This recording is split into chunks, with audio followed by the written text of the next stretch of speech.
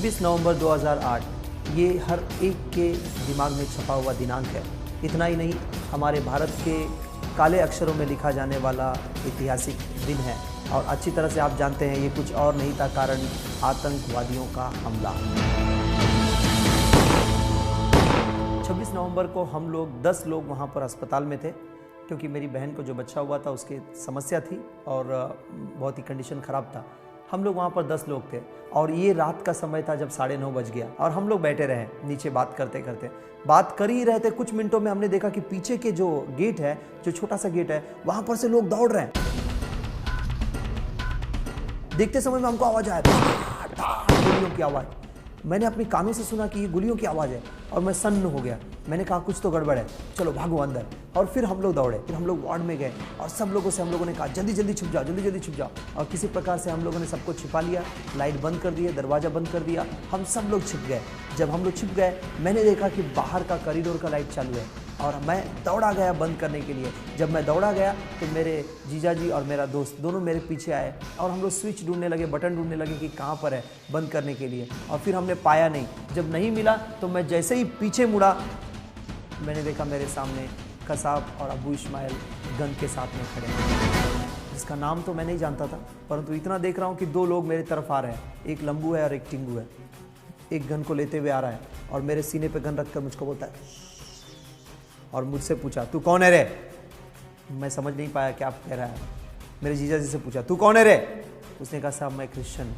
फिर उसने मुझसे पूछा तू कौन है रे। मैंने कहा साहब मैं भी क्रिश्चियन हूँ। मेरे दोस्त से पूछा तू कौन है रे। उसने कहा साहब मैं भी क्रिश्चियन हूँ। अच्छा क्रिश्चियन है क्रिश्चियन है तू, आजा आजा आजा, सो जा सो जा इधर सो जा सो जा। हम लोगों को लेकर गया और तब तक हमारे मोबाइल फ़ोन छीन लिए और फिर उसके बाद में हमको नीचे सुला दिया।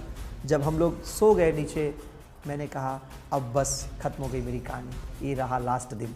ऐसा मैं सोच ही रहा था कि मेरे हृदय में एक आवाज़ आया और वो आवाज़ इतना क्लियर, ऐसे लग रहा है कि कोई गीत गा रहा है, बहुत क्लियर था। करुणा से तेरी नया दिन दिखाता है।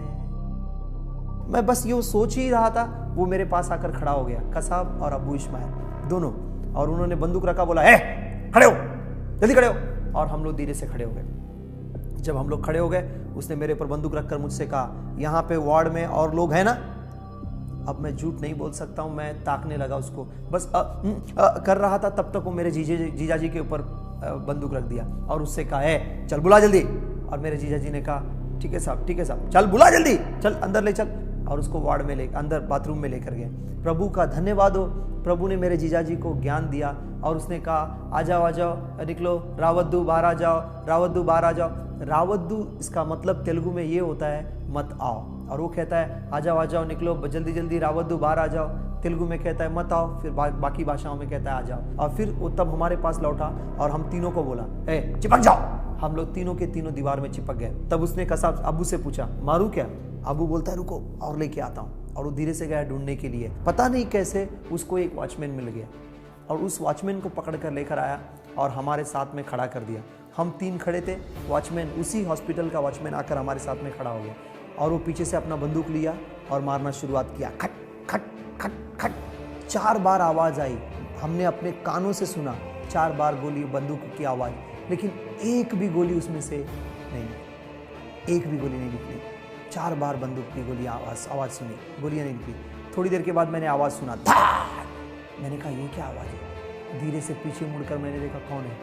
धीरे देखा तो ये दोनों के दोनों बाथरूम के दरवाजे के बाहर चले गए और बाहर से कड़ी लगा दी। हम तीनों ने घुटने टेक कर प्रार्थना करना शुरुआत कर दिया। तो चमत्कारी तौर पर हम 4 के 4 लोग बच गए और जितने लोग अंदर थे सब लोग बच गए। इसके बाद में कसाब ने जब अपनी गवाही दी, जब पुलिस ने उनसे पूछा कि एग्जैक्टली तुमने क्या किया है पूरा बताइए, तो उन्होंने सब कुछ बताया क्या किया शुरुआत से लेकर अंत तक। तो पेपर में उन्होंने ये बताया, जब अंतिम बात उन्होंने ये बताया कि मैंने वार्ड के अंदर बाथरूम में 5 लोगों को बंद किया। अब प्रश्न ये उठता है कि ये 5वां कौन था, जबकि हम सिर्फ 4 थे। मैं, मेरा जीजाजी, मेरा दोस्त और वॉचमैन, सिर्फ 4 लोग थे। तो ये 5वां कौन था। अब मैं जानता हूँ कोई और नहीं, वो शद्रक मेशक अबेदनगो का परमेश्वर प्रभु यीशु मसीह, जो आज भी जीवित है, कल आज युगान युग एक समान है, वो हमारे साथ में मौजूद था और हम लोगों को बचा लिया।